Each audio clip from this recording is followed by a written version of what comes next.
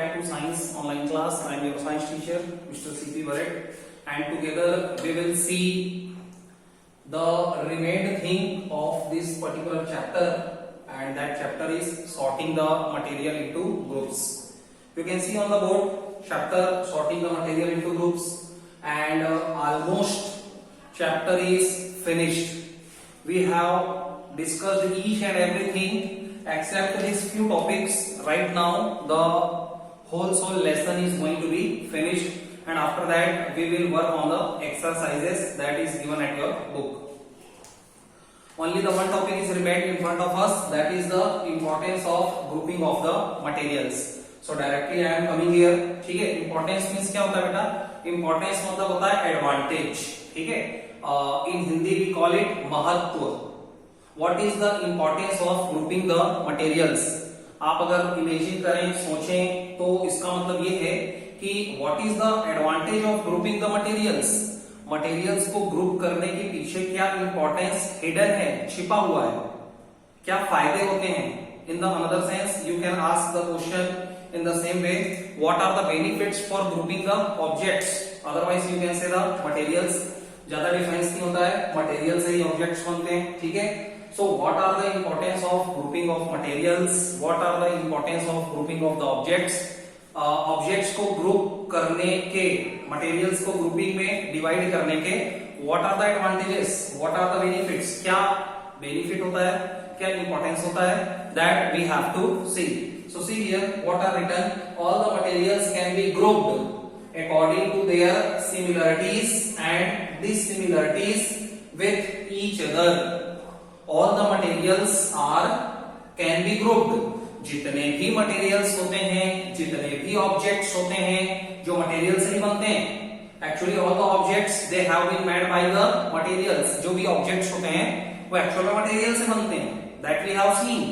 There are the so many different materials. Like you can take the example of wood. आप wood का example ले लीजिए, आप plastic का एग्जांपल ले लीजिए, आप कोई मेटल आयरन का एग्जांपल ले लीजिए, स्टील का एग्जांपल ले लीजिए. So these all are what? These all are the example of materials. यहाँ तक बात सही है?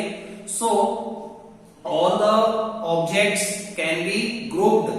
All the materials can be grouped. सारे objects को, सारे materials को group में divide किया जा सकता है according to the similarities.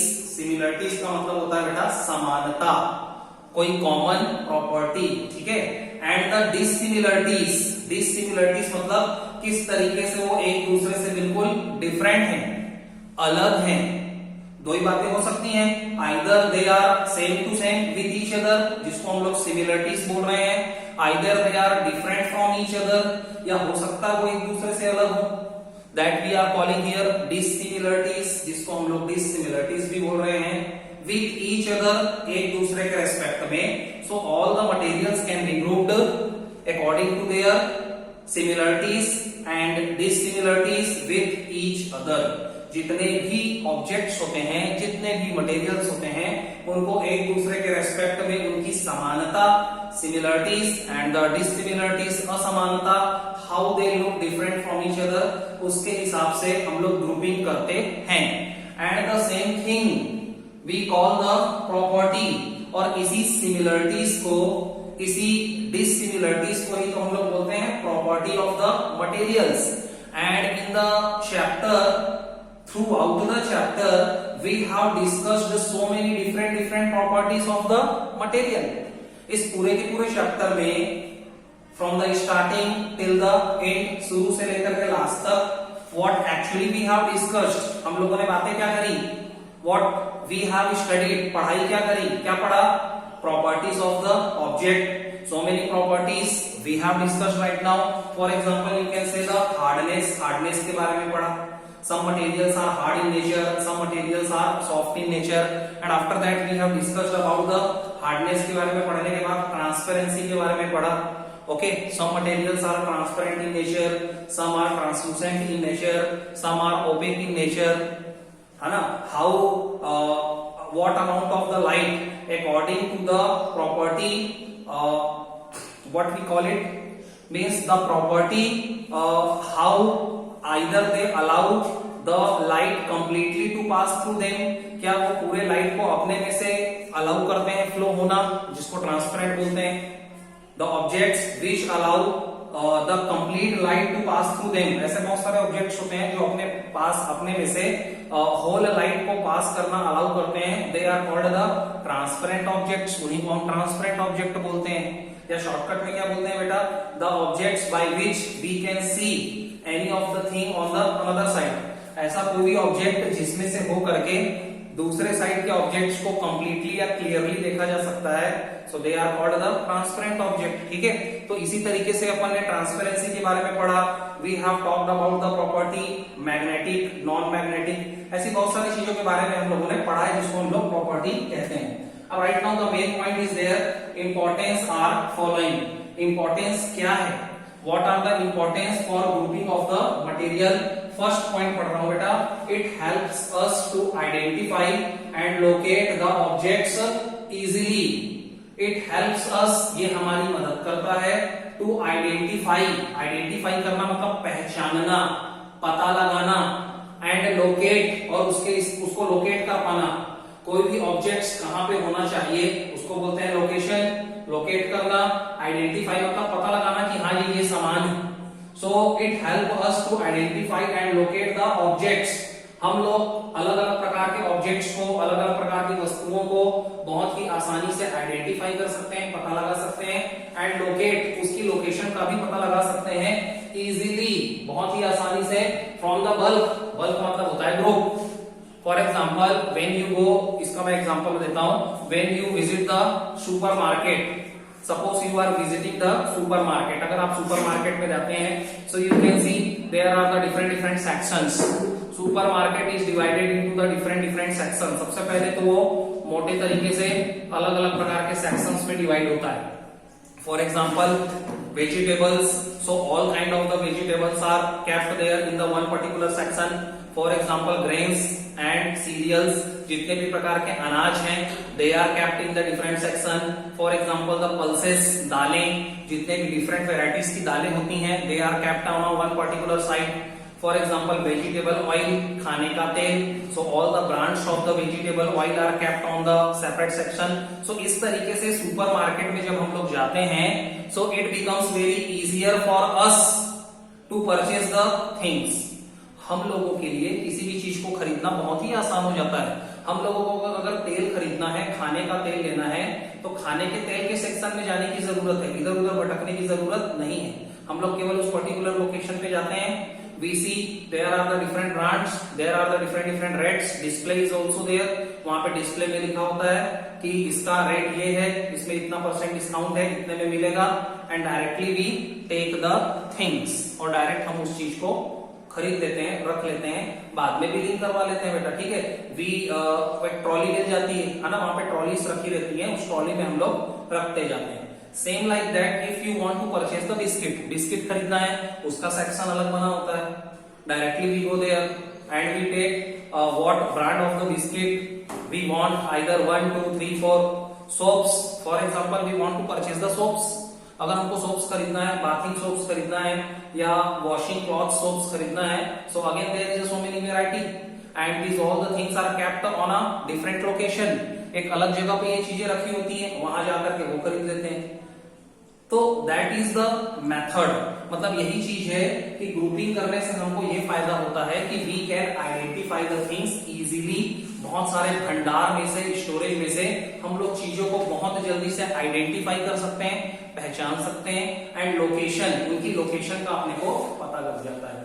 Same like that suppose you are going to a showroom, cloth showroom, इसी तरीके से कपड़े के शोरूम पे भी आप अगर जाओगे तो जीन्स और टी शर्ट्स का सेक्शन ही अलग होता है। Suppose you want to purchase the jeans, so all the varieties of the jeans and all the different numbers of the jeans, waist का जो साइज होता है, साइजेस ऑफ द जीन्स, तो आपने देखा होगा एक पर्टिकुलर गैलरी में 30 नंबर के जीन्स का कलेक्शन होता है, एक में 28 का होता है, एक में 27 का होता है, किड्स का सेक्शन अलग ही होता है। Same like that T shirt का कलेक्शन अलग ही होता है। Same like that ladies wear का सेक्शन ही डिफरेंट होता है, और उसमें भी डिफरेंट सेक्शन। साड़ी के लिए किसी और फ्लोर में जाना है तो वहां पे साड़ियां मिलेगी आपको। इसी तरीके से सलवार कुर्ता, उसके लिए different section.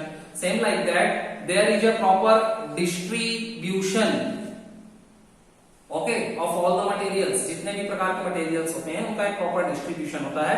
And according to Jack, according to them we can find the things easily, हमको बहुत ही आसानी हो जाती है, बहुत सुविधा हो जाती है। जिसको जो सामान खरीदना है उसको वहां पे जाने की जरूरत है। We need not to roam here and there, हमको यहाँ से वहां भटकने की कोई जरूरत नहीं होती है।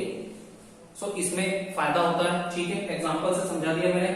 सेकंड देखो बेटा, grouping also help us to study the property of the materials.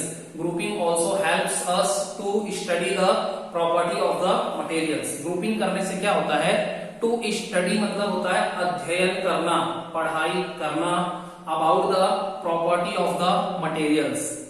जो अलग अलग मटेरियल्स होते हैं बेटा, उसकी कौन कौन सी प्रॉपर्टी होती है उसका अध्ययन करना, उसके बारे में जानकारी हासिल करना, इसके बारे में अपने को हेल्प मिलती है। So it also help us to study the property of the materials. It also help us to study the property of the materials. मतलब इसकी वजह से, ग्रुपिंग की वजह से हमको अलग अलग जो मटेरियल्स होते हैं, जैसे प्लास्टिक, जैसे वुड, जैसे मेटल, आयरन, एल्यूमिनियम, कॉपर, इनकी क्या क्या प्रॉपर्टीज हो सकती है, इसका स्टडी करने में भी अपने को फायदा होता है। जैसे अपन ने प्रॉपर्टी के बारे में पढ़ा ना कि कोई हार्ड है, कोई सॉफ्ट है, कोई मैग्नेटिक है, कोई नॉन मैग्नेटिक है, ठीक है, कोई ज्यादा डेंसर है, कोई लेस डेंसर है, डेंसिटी के बारे में भी पढ़ा, कोई सोल्यूबल है वाटर में, कोई इनसोल्यूबल है, तो इन्हीं सारी चीजों को प्रॉपर्टीज बोलते हैं। तो चैप्टर यहां से फिनिश होता है। अब right now we will talk about the mind map.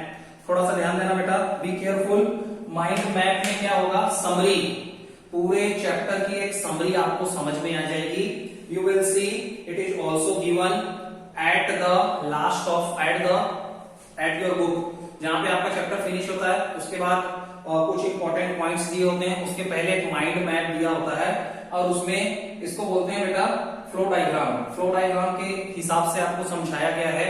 Right now we have the limited space, हमारे पास यहाँ पे लिमिटेड स्पेस होने की वजह से मैं पार्ट में आपको बता रहा हूं। Look here, mind map for the chapter sorting the material into groups. ये माइंड मैप किसका है, for the chapter sorting the material into groups. अब देखो, sorting the material into groups में हमने क्या पढ़ा, अलग अलग प्रॉपर्टीज के बारे में। तो पहली प्रॉपर्टी क्या निकल के आती है, मैग्नेटिक प्रॉपर्टी, है ना, मैग्नेटिक प्रॉपर्टी। मैग्नेटिक प्रॉपर्टी, अब ये दो पार्ट में डिवाइड कर सकते हैं। We can divide the magnetic property into the two parts. First is the magnetic and another is the non magnetic. अब थोड़ा सा मैं डेफिनेशन भी ऐड करके बता देता हूं। मैग्नेटिक किसको बोलते हैं बेटा, the objects which are attracted towards the magnet. Shortcut, ठीक है, the objects which are attracted towards the magnet. ऐसे बहुत सारे ऑब्जेक्ट्स होते हैं which are attracted towards the magnet, जो कि मैग्नेट की तरफ अट्रैक्ट होते हैं। So these are called the magnetic substances और magnetic materials। एग्जाम्पल ले लिया हमने आयरन, एक ही लिया। नेक्स्ट नॉन मैग्नेटिक, इसी का उल्टा बेटा, the materials which are not attracted towards the magnet। The materials which are not attracted towards the magnet, मतलब ऐसे बहुत सारे मटेरियल्स होते हैं which are not attracted towards the magnet, जो कि मैग्नेट की तरफ कभी अट्रैक्ट नहीं होते हैं। So these are called the non-magnetic substances। इसको नॉन मैग्नेटिक सब्सटेंसेस या मटेरियल कहा जाता है। Example plastic, would. Next property देखो, यहां से एक फ्लो डायग्राम आया, hardness. Hardness is also the another property of the materials, ठीक है। मटेरियल्स की दूसरी प्रॉपर्टी क्या हो सकती है, हार्डनेस। हार्डनेस के बारे में बात करते हैं। So again there is two things, one is hard, second is the soft. Hard material, soft materials, ठीक है। हार्डनेस के हिसाब से टू टाइप्स के मटेरियल्स हो सकते हैं बेटा, first is the hard, second is the soft. तो हार्ड क्या होता है, हार्ड किसको बोलते हैं, some of the objects which we can compress easily by our own hand। The objects which can easily compress by our own hand। ऐसे बहुत सारे ऑब्जेक्ट्स हो सकते हैं जिनको हम लोग अपने फिंगर्स की हेल्प से, अपने हैंड्स के हेल्प से इजिली कंप्रेस कर सकते हैं, दबा सकते हैं। And we can change their shape and size, और हम लोग उसके शेप और साइज को थोड़ा बहुत डिस्टर्ब कर सकते हैं। तो इस प्रकार के ऑब्जेक्ट्स को बोला जाता है बेटा हार्ड ऑब्जेक्ट्स, कठोर। एग्जांपल स्टोन, आयरन, वुड, बहुत सारे, ब्रिक। नेक्स्ट देखो सॉफ्ट, इसका उल्टा, ठीक है, the objects which we can not compress by our own hand, उसको उल्टा करके बोल दिया, the objects which we can not compress by our own hand. ऐसे बहुत सारे ऑब्जेक्ट्स होते हैं जिसको हम लोग कंप्रेस नहीं कर सकते हैं, sorry, the objects which we can compress easily by our hands, उल्टा बोल दिया मैंने। ऐसे बहुत सारे ऑब्जेक्ट्स जिसको हम लोग इजीली क्या कर सकते हैं बेटा, कंप्रेस कर सकते हैं with the help of our hands, ठीक है, अपनी उंगलियों की सहायता से, with the help of our fingers, and even for a short time we can change their shape and size, for the short time we can change their shape and size, और थोड़े समय के लिए हम लोग इसके शेप और size में परिवर्तन ला सकते हैं, ठीक है, थोड़ा सा क्या कर सकते हैं, इसको डिफॉर्म कर सकते हैं। So this thing is called the soft object. तो ऐसे ऑब्जेक्ट्स को सॉफ्ट ऑब्जेक्ट्स कहते हैं। एग्जांपल देखो बेटा, कॉटन को आप कंप्रेस कर सकते हो, दबा सकते हो। सेम लाइक दैट, कॉटन के अलावा भी बहुत सारी चीजें हैं, कॉटन हो गया, फोम हो गया, स्पंज हो गया। So this all are the coming under the category of hardness, ये सभी हार्डनेस के अंदर आते हैं। अब नेक्स्ट प्रॉपर्टी के बारे में स्टडी करते हैं। लुक हियर,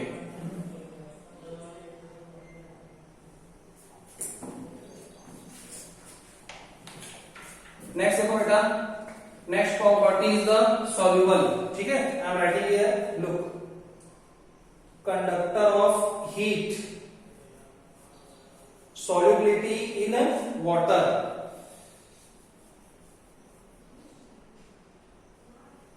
देखो solubility के बारे में बात करते हैं। लुक हियर, इसमें क्या है कि बहुत एडवांस में दिया है बेटा, अपन ने डायरेक्ट पढ़ा था soluble, insoluble।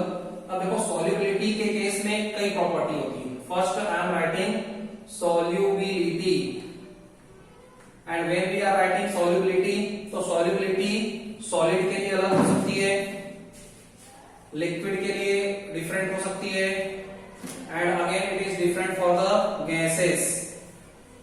सॉल्युबिलिटी के बारे में बात करते हैं, तो सॉल्युबिलिटी को हिंदी में क्या बोलते हैं बेटा, घुलनशीलता। Either they can be dissolved inside the water और नॉट, क्या इनको वाटर के अंदर डिसॉल्व किया जा सकता है completely.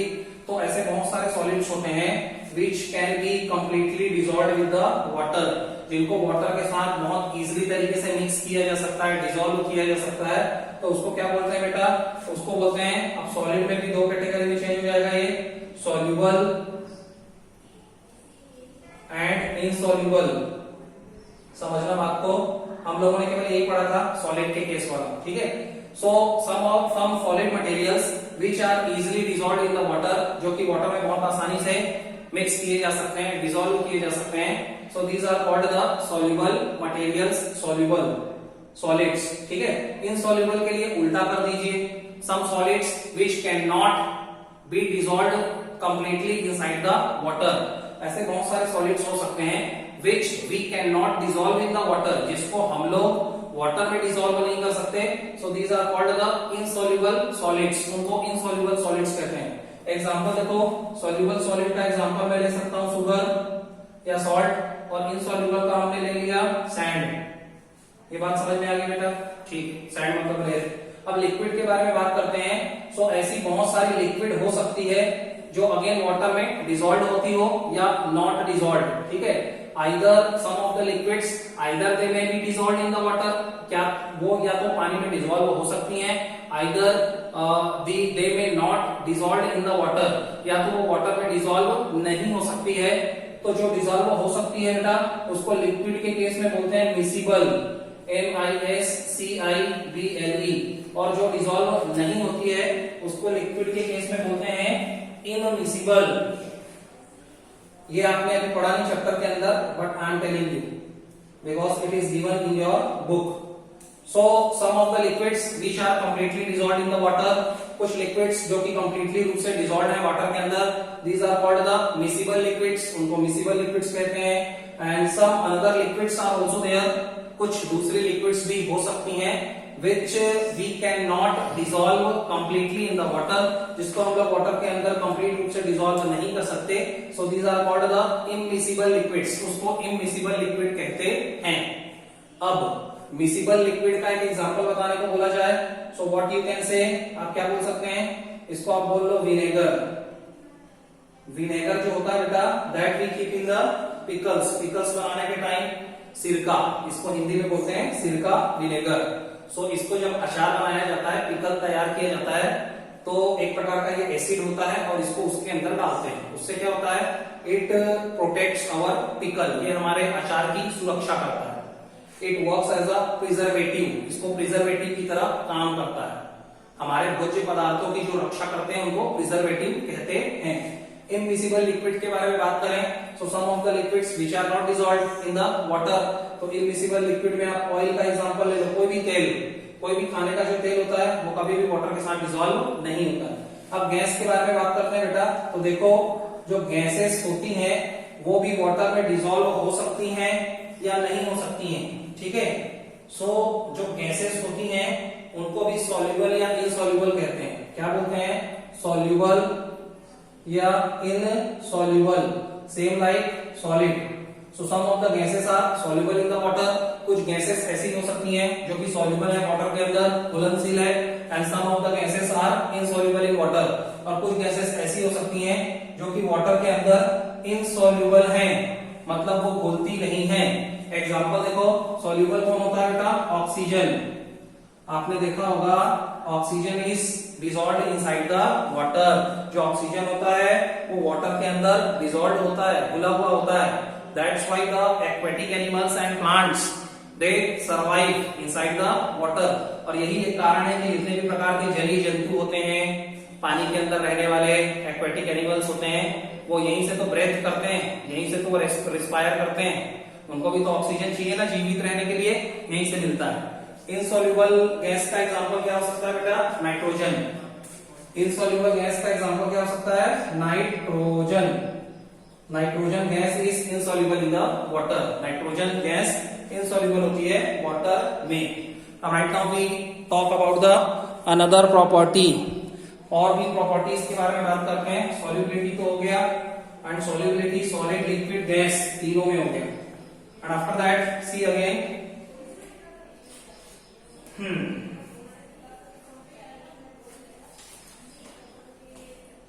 Transparency, TRANSPARENCY,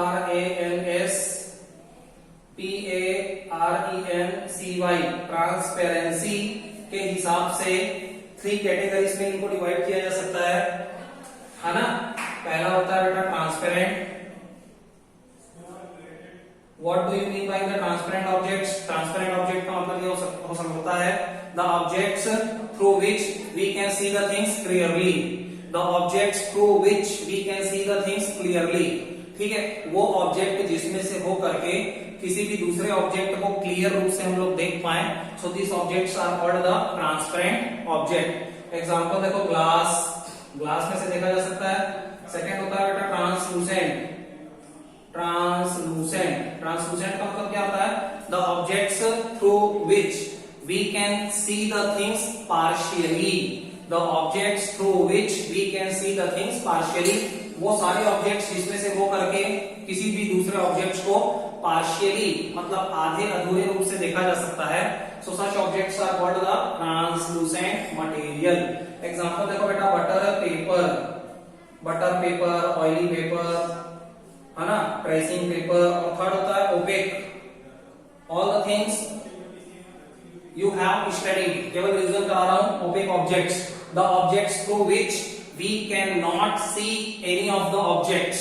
Again, the objects through which we cannot see any of the objects, वो ऑब्जेक्ट जिसमें से वो करके किसी दूसरे ऑब्जेक्ट को देखा नहीं जा सकता। They can't allow the light to pass through them. दूसरे शब्दों में वे कभी भी लाइट को अपने में से फ्लो होना अलाउ नहीं करते हैं। So such kind of the objects are called the opaque objects. इनको opaque objects बोलते हैं बेटा। एग्जाम्पल देखो, cardboard, cardboard, brick, stone, book, बहुत सारे। तो ये तो हो गया transparency. Next property that we can talk about, roughness. देखो नेक्स्ट प्रॉपर्टी मैंने ले लिया रफनेस।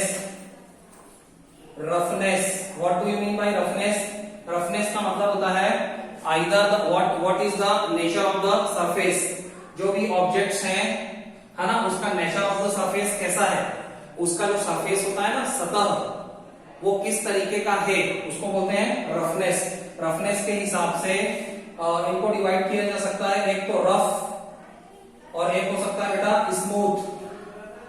एक हो सकता है रफ, दूसरा हो सकता है स्मूथ, है ना। If their surface is smooth, अगर मान लो उनका सरफेस स्मूथ है तो है ना, सो रफनेस के हिसाब से 2 पार्ट्स में डिवाइड कर सकते हैं, एक तो रफ सरफेस और एक तो स्मूथ सरफेस।